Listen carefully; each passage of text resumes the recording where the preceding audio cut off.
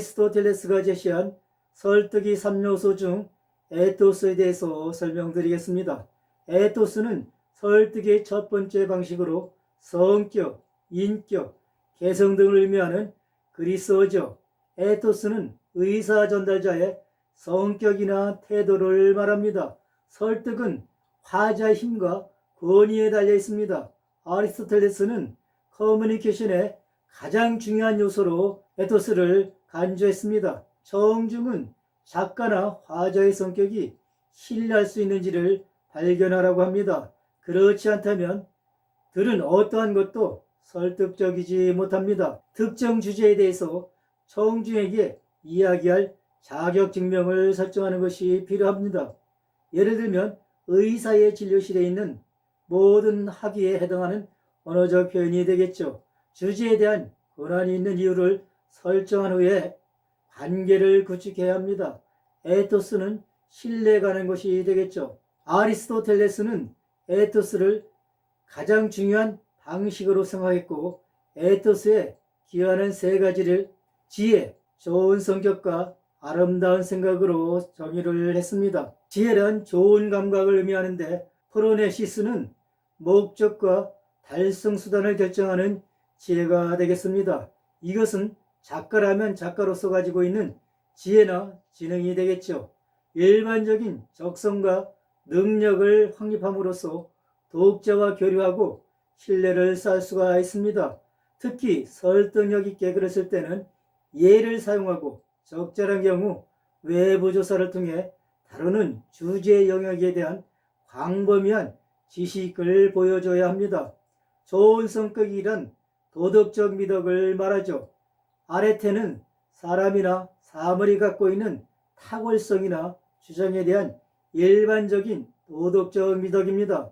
에토스 사용의 필수 부분은 독자에게 자신의 도덕성을 설명하는 것입니다.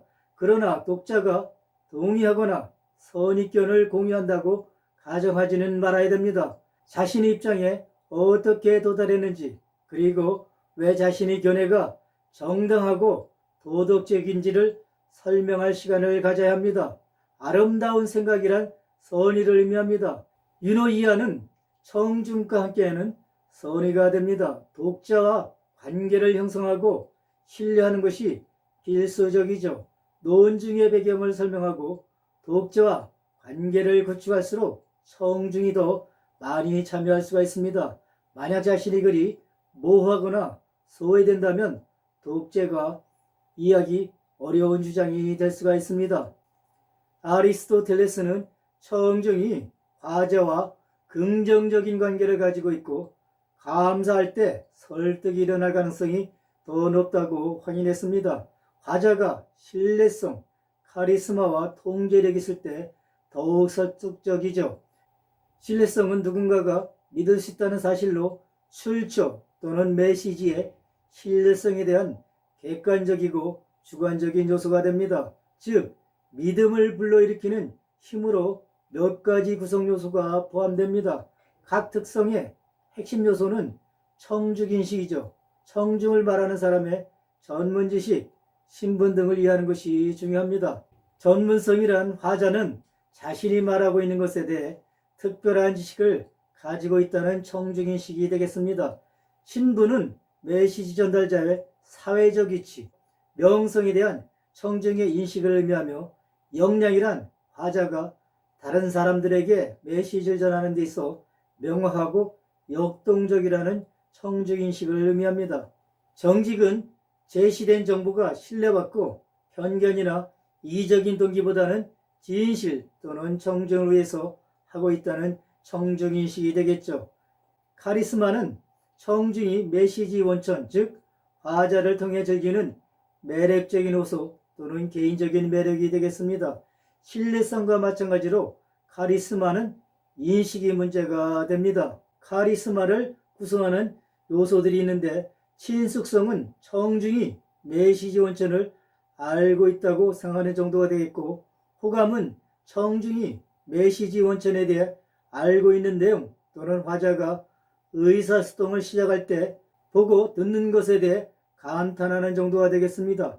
유사성은 메시지 원천이 청중과 유사한 정도 또는 청중이 보고 싶어하는 방식이 되겠고, 매력성은 청중이 메시지 원천의 신체적 외모, 태도, 표현, 의복과 원천이 제시한 환경 등을 높이 평가하는 정도가 되겠습니다.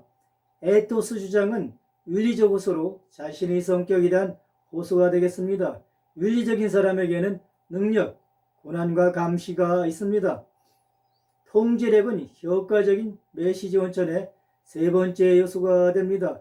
이것은 청중에 대한 화자의 명령과 그 힘을 행사하려는 인식된 의지의 뿌리를 두고 있죠. 통제력을 구성하는 세 가지 요소 중에 능력은 지배하고 보상하거나 벌하는 원시적이고 인정된 능력이 되겠고, 고난은 청중이 부여한 타인의 행동을 지배하거나 지시할 권리를 의미합니다.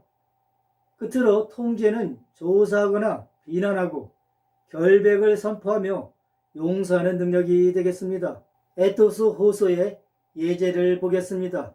나는 매년 자선단체에 돈을 기부합니다.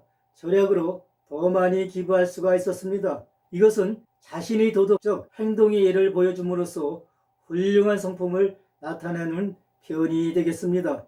하버드 대학교 경제학 교수는 지금 국가에 추가 예산이 필요하다고 말합니다.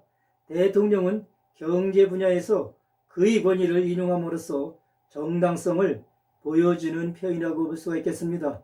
본 방송이 유익하셨다면 좋아요를 눌러주시고, 구독자가 아니시라면 구독을 신청해 주시면 대단히 감사하겠습니다. 시청해 주셔서 감사합니다.